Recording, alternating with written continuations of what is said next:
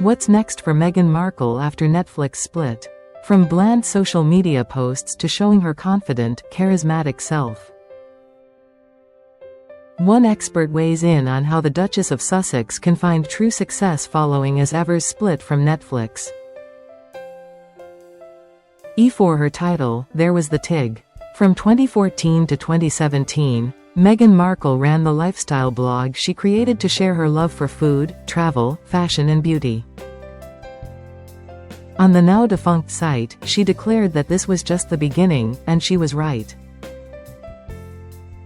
A new chapter came in 2025, when the Duchess of Sussex launched as Ever, her new brand she's described as an extension of what has always been my love language, beautifully weaving together everything I cherish: food, gardening, entertaining, thoughtful living, and finding joy in the everyday.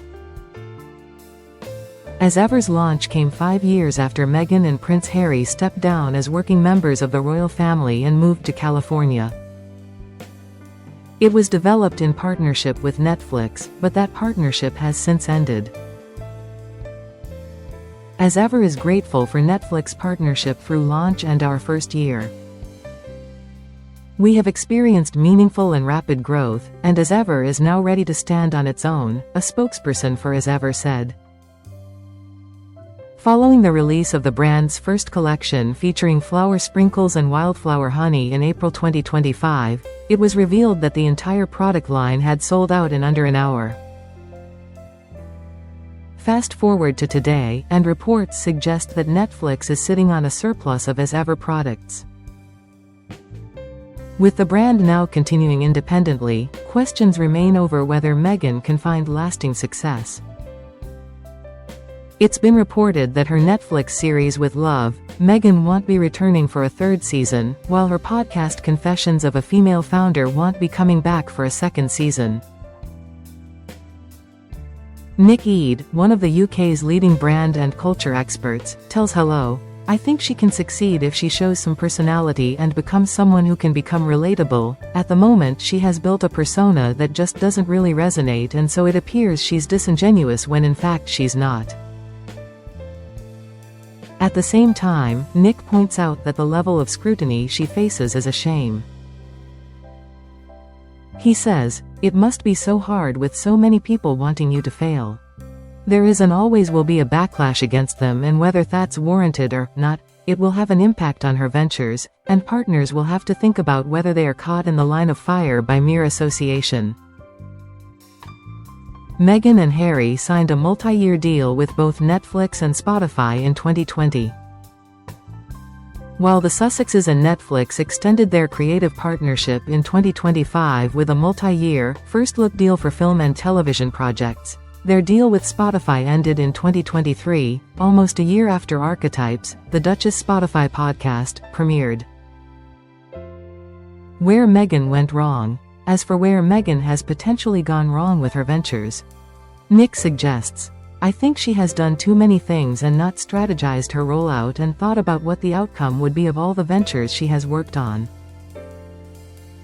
I also think potentially she hasn't listened to the people around her too, and their advice may have fallen on deaf ears.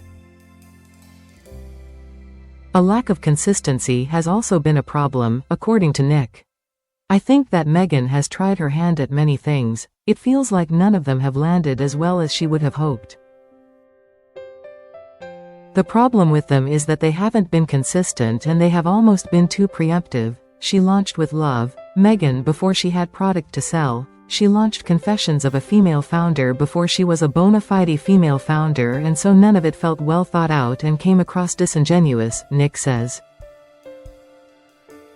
Her best venture was with Shop My, when her show launched, as it actually made sense. You watch the show, you buy her clothes. That's what her fans want to feel, that they can connect and interact.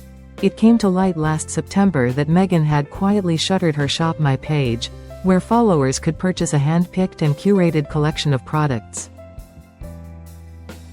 Though it felt like she was stepping into influencer territory, a far cry from her life as a working royal, Meghan has previously said she wouldn't categorize herself as an influencer. Instead, she sees herself as an entrepreneur and a female founder, but she has remarked to people that if her brand ended up being influential, then that's great.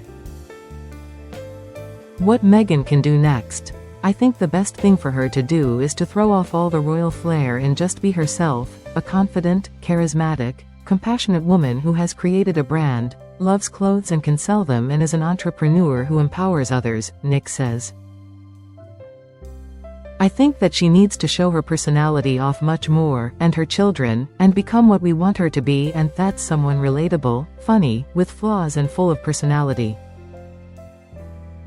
Her current social media is bland, badly curated and boring, so she needs to step this up.